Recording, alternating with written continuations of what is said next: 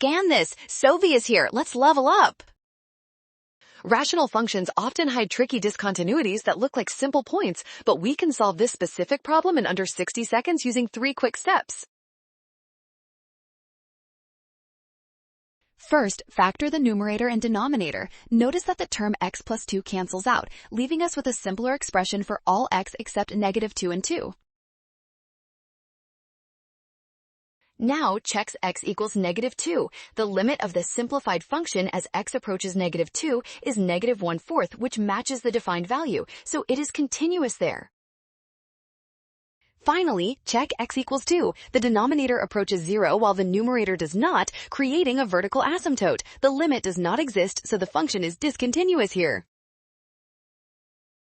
Smart move! Scan the code. You can learn better with Sophie. Don't drop removable points or assume all values work. Always check limits and verify values.